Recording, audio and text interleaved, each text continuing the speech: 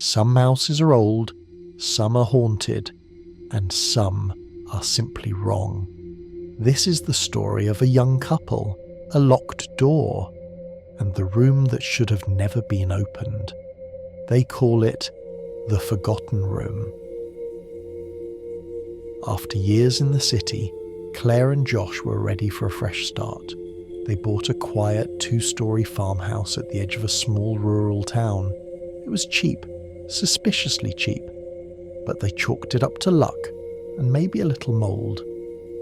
The first few days were peaceful. Fresh air, bird song, endless space, until they noticed the door. At the end of the upstairs hallway was a narrow wooden door, old, warped, with a heavy iron lock bolted tight. Josh tried every key they had. Nothing worked. They assumed it was just an old closet or a sealed utility shaft. Claire didn't like it, said the air near it felt colder, said sometimes she heard ticking like a clock when she stood outside it. Josh laughed it off. It's just old pipes. But he started avoiding that part of the corridor at night. Days turned to weeks, and the door stayed locked. They tried locksmiths. One refused to come upstairs. The other didn't return their calls. One night, Josh dreamt of the door creaking open by itself. Inside, he saw a child facing the wall. When he woke up, the door was still locked. But now he was obsessed. It happened on a rainy Thursday afternoon. Josh was in the attic when he found it, an old rusted skeleton key inside a dusty shoebox. He rushed downstairs, heart racing. Claire begged him to wait, but Josh slid the key into the lock. It turned, the door opened, and inside was a perfectly preserved room, dustless, timeless, a desk, a rocking chair, a mirror, and on the far wall, a window with the blinds drawn. Josh stepped inside, looked around, then called out to Claire, who was still in the hallway. She heard him, but his voice sounded off, slowed down, echoing like it was underwater. She stepped in behind him, and the moment she did, her ears popped like a pressure shift. Her phone screen flickered. The clock read 12, then blinked out. When they stepped back into the hallway, it was dark, pitch black. Outside, it was night, but they had only been inside the room for maybe 2 minutes. Over the next few days, they experimented. 1 minute inside equaled nearly an hour outside. If they stayed longer, they lost track of everything. Claire once spent what felt like 10 minutes inside. When she came out, Josh was panicked. She'd been missing for 7 hours. The strangest part? Inside the room, neither of them aged. No hunger, no thirst, no fatigue. Almost like time forgot them. In the desk, they found a small leather journal. The entries were from a man named Thomas Keller. Apparently, he lived there in the 1940s. He wrote of the room as a sanctuary, a place to escape grief after his wife died. He stayed in the room for just an afternoon, as he described it. But when he came out, the world had changed.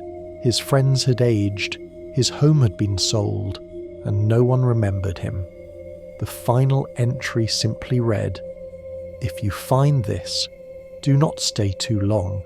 Time forgets us here, and eventually, we forget time." One morning, Claire woke up alone. Josh was gone. His shoes were still by the bed, his phone on the nightstand. She searched the house, and then she saw it. The door to the forgotten room was ajar. Inside it was empty, completely empty. The desk, the chair, the mirror, gone. No sign of Josh, just the faint sound of ticking. She waited for hours, then days. She left food by the doorway, called his name every night, but he never came out. Claire moved out a year later, The house remains vacant now. Locals say the upstairs door is always locked, and no one who's tried to open it has ever managed to find a key.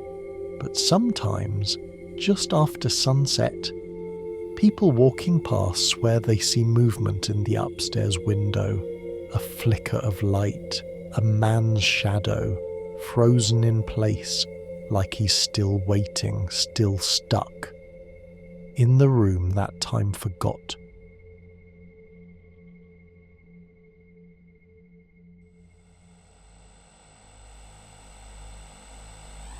Most people hate static, the buzz of dead channels, the hiss of nothing. But for some, it becomes a door. This is the story of a man who listened too closely, and what he heard in return.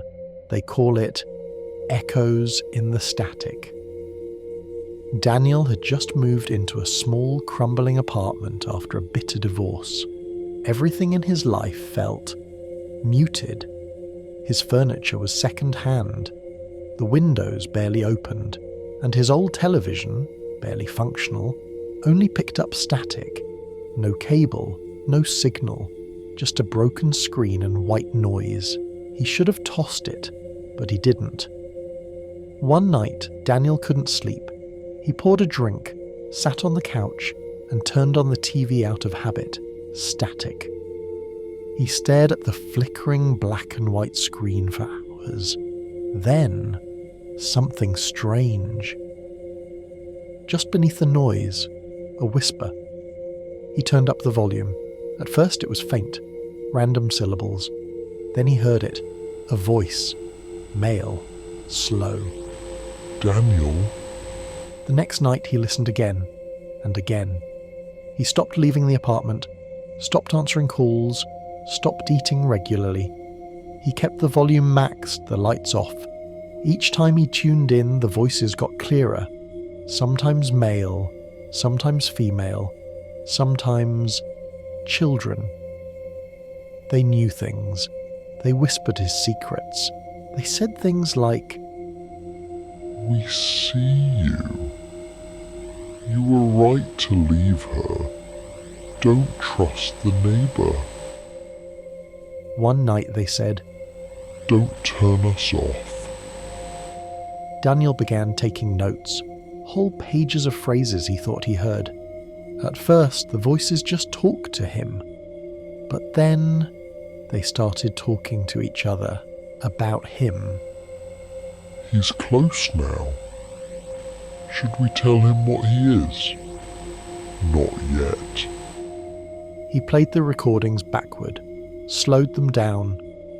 Sometimes he heard screaming, sometimes laughter, and once clearly a voice said, "Help me."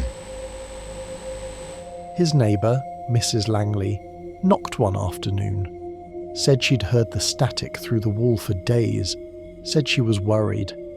Daniel didn't answer the door, but from the TV, a voice whispered, "She's listening too." That night, the static changed.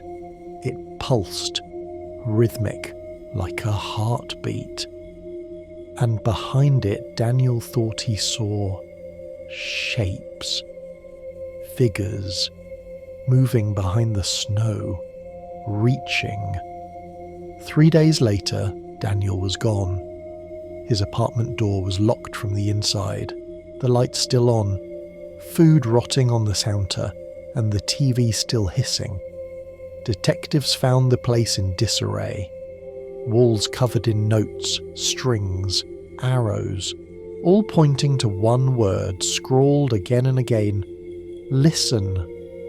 No one knows where Daniel went, but the landlord swears the static from that TV still plays, even unplugged. They say a cleaning lady once tried to throw it away. She stopped, stared at the screen and whispered, "He's not gone. Just on the other side." And if you listen closely to an untuned television, late at night, you might hear it too. A whisper, your name, echoing in the static.